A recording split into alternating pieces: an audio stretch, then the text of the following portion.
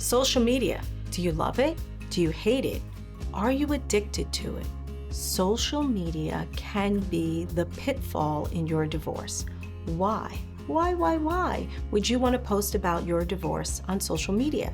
Now that might sound elementary. Of course you'd say to your lawyer, I'm not going to post about my divorce on social media. But what are you posting? Are you saying, wow, I need alimony. I can't make ends meet? And here you are on social media at your favorite caviar bar having $850 caviar on Friday night with your friends. That doesn't bode well for someone that's getting ready to cross-examine you, perhaps on the witness stand or in mediation. I'm not saying don't go live your life. What I am saying is the world doesn't need to see it. The world also, in the middle of a custody dispute, doesn't need to see you bad-mouthing your soon-to-be former spouse, how they're a narcissist. Everybody says they're divorcing a narcissist, and the reality is that social media is not the place to air out your grievances, and it can work against you both in a mediation setting as well as on cross-examination. I'm not saying delete your accounts. That would be destroying evidence. Keep your accounts that you had. Historically, whatever's there is there. What I'm saying is don't add fuel to the fire. Don't give your spouse ammunition to use against you. So think twice, maybe 3 times before you hit post. So you love your social media and you're saying to your attorney, I'm not going to stop using my social media, but I'm going to block all of my spouse's friends and family. I'm not going to let anybody see. It's going to be private. Is it really private? So my word of caution is, whatever you post, be prepared for a judge to read every word you just posted and see every picture you just posted. And as long as that becomes your guidepost, post away.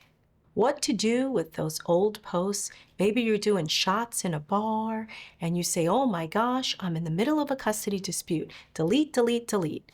That is not the way to go because you're destroying evidence. They're old posts, they're there. If your spouse had access to them, rest assured they've probably downloaded or screenshotted them already for their custody evaluator. So don't delete, but think 2, 3, maybe 4 times before you post again, because social media can be the death nail, particularly in custody cases.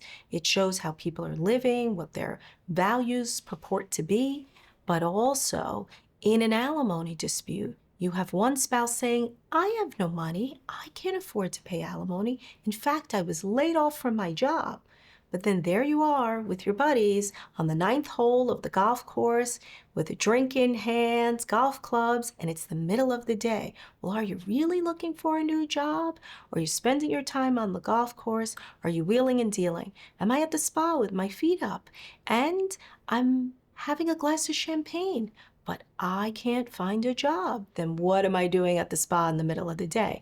See how all these social media posts can work for you, they can work against you. So think twice, 3 times, I say 4, before you hit post. Can you protect your reputation online? Probably not. Do you post pictures with your children or not? Do you post pictures when you're out and about or not? These are all very personal decisions, and there's no real legal answer for any of them. However, there are times where a post can go too far. Can I create a GoFundMe page with a picture of my beautiful children saying, help me, friends and family, help me raise money so that I can divorce my narcissist spouse? Can I do that? Not so fast. A judge may not take kindly to that. So think before you create a page.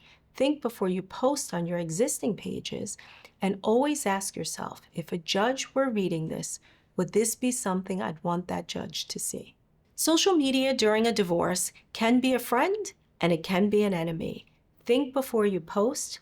Think about what image you're projecting to the world, to the court, to the other side. Think what evidence can and will be used against you in a court of law.